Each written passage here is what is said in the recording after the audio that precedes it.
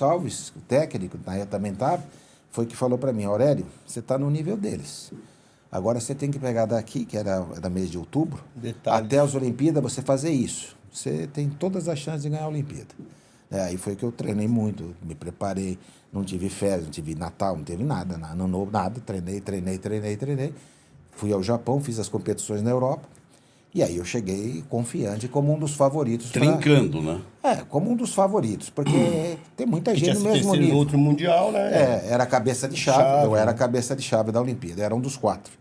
Eram 4 cabeças de chave, eu era um deles. Separa, né? Então já é uma vantagem. Então eu tinha lutado na Europa, fui finalista em todas, né? Não, e nesse período que você sempre esteve na Europa, Japão, aonde recebia todos esses atletas do mundo, eles também começaram a orar Aurélio Miguel. Claro, quando você chegou, você sabia que era não era Japão. um qualquer, né? Mas quando chegava o Aurélio, opa, esse aí é o brasileiro casca grossa.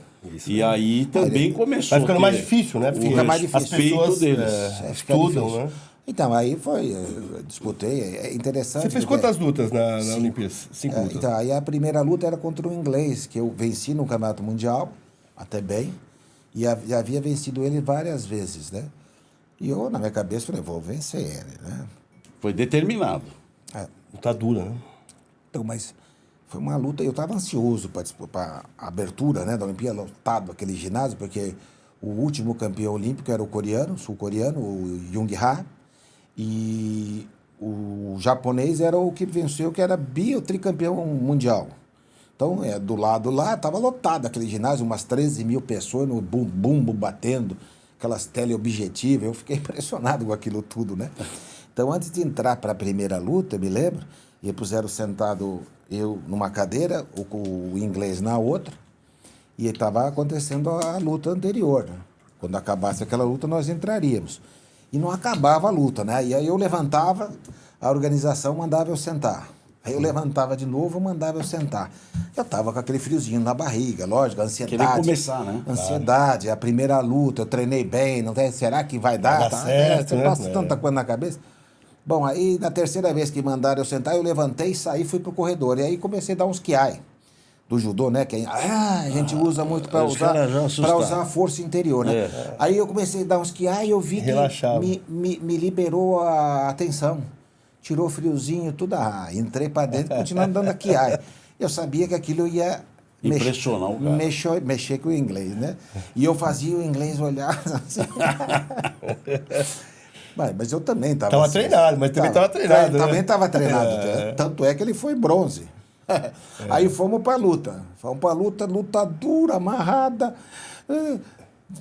Decisão dos árbitros. Falei, na bandeira? Na bandeira. Eu falei, esse cara que eu ganhei, não treinei bem. Não me preparei bem, não é possível tal. Aí é o tal do meio copo cheio, meio copo vazio, né? Mas falei, bom, é estreia é sempre assim. Passou, né? Passou, é a primeira, agora vai melhorar a segunda. Aí a segunda eu peguei o islandês, que foi bronze em Los Angeles. Luta dura também, tal, decisão de novo. Puxa vida, não vai dar desse jeito, não. Como é que faz? Como é que pode? Aí a terceira luta foi contra um italiano. O italiano saiu para perder de pouco.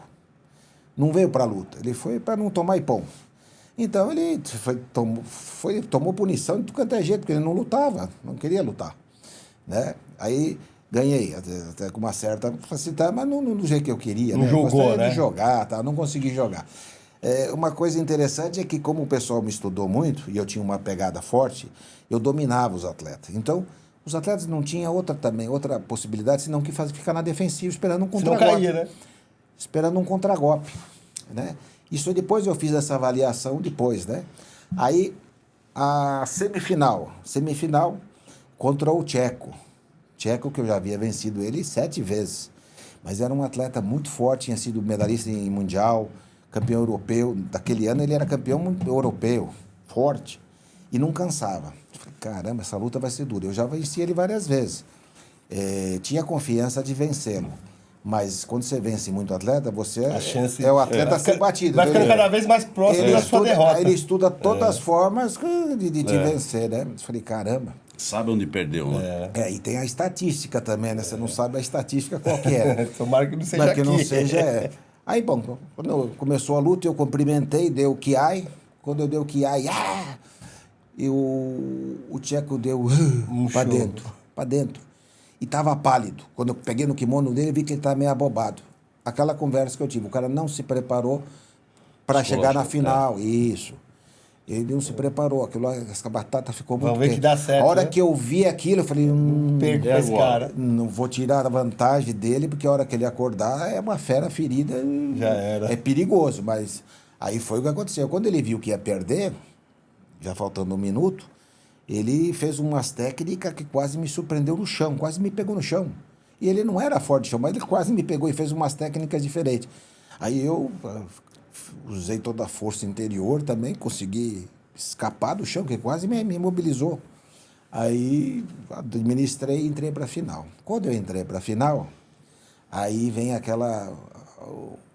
a síndrome do cachorro O alemão, vira-lata. né? O alemão, Não, né? a síndrome do cachorro vira-lata. Aí vem todo mundo, Aurélio, parabéns, Viu? medalha de Medalha, prata. é. Tá bom. Medalha de prata, fizeram festa, aquela coisa tal. Aí eu chamei o Geraldo, falei, Geraldo, não os colegas porque aí, quando eu comecei a chegar na final, Vem o comitê, vem né? todo mundo, vem todo mundo. Aí eu falei pro Geraldo Bernardo é o técnico. Falei, Geraldo, tira todo mundo daqui, né? Para mim o que vale aqui é ouro. Prata tá aí, eu quero ouro. Só vale o ouro para mim. Então vamos concentrar, continuar do jeito que nós estávamos. E aí foi para a final contra o alemão, era pirulão, era grandão. Grande. Eu já tinha disputado com ele algumas vezes, tinha perdido uma vez só quando eu voltei da cirurgia do ombro, mas tinha vencido ele sempre. Inclusive no Mundial, na casa dele. Na disputa de bronze eu venci ele. Mas era um atleta chato. Pô, ele era muito alto. E ele estudou eu muito, lembro. ele me estudou muito, era canhoto, porque eu dominava bem ele. Puta, ainda. E ele estudou bem, me estudou bem. Então, no começo da luta, a hora que ele punha a mão, eu sempre pegava, e aí eu dominava ele e pegava. E aí, o que ele fez? Quando ele punha a mão aqui, a hora que eu ia fazer assim, ele tirava a mão e punha batia de novo. Aí me atrapalhou um pouquinho no começo. Eles estudaram bem. E aí eu me atrapalhei um pouco no começo, tal, mas depois eu comecei a achar meu caminho. Mas uma luta dura, ele me pôs em dificuldade algumas vezes. Mas aí tinha uma coisa de bom, porque ele saiu num ritmo muito forte. E antes de ir para a Olimpíada, nós fizemos aqui os exames aqui Altitude. lá em Santo André, com o Vitor Matsudo.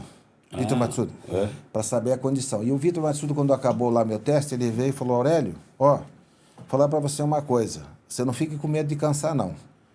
Porque se você cansar, o atleta que está lutando com você morreu. Tá morto. Tá morto, porque você está com VO2 de maratonista. Falou, e eu treinava muito mesmo, com minha condição. Você corria também. Sempre corria mini maratona, sempre. Aí ele falou, você está com VO2 de maratonista, então você não fica com medo de cansar. Pode abrir. Então, quando começou a luta que o alemão veio, eu falei, eu me lembrei dele. E aí eu acelerei mais. Falei, esse grandão vai desmoronar nos 3 minutos, 3 minutos e meio, ele não vai aguentar. E foi o que aconteceu. Quando deu os 3 minutos e meio, 3 minutos e 50, ele começou, já não conseguia respirar, não raciocinar direito, né? Aí foi onde eu tirei a vantagem. Ele acabou sendo punido, encaixei os 2 golpes, mas eu não tinha sustentação de perna, né? Mas eu sabia que eu tinha vencido, né? Então aí, puxa vida, aí é um negócio, quer dizer, um sonho, né? Você disputar uma Olimpíada é um sonho, você conseguiu o lugar mais alto, um brasileiro que nunca tinha subido, né? No pódio? No pódio, no pódio. E aí, foi uma coisa assim maravilhosa, porque tanto sofrimento, tantas injustiças que eu tinha passado. Eu fui cortado do Campeonato Mundial de 85 também. Sem justificativa nenhuma, tal, mas tudo bem. Então teve várias injustiças, tal, e ali passou toda a memória de tudo que eu tinha perdido minha mãe em 86 também. Foi um momento também que eu pensei, e aí veio tudo isso, tal, foi... Veio um filme, né? Um Coroar filme, a sua... o sacrifício, o sofrimento, a dedicação, porque é a história de uma vida, né?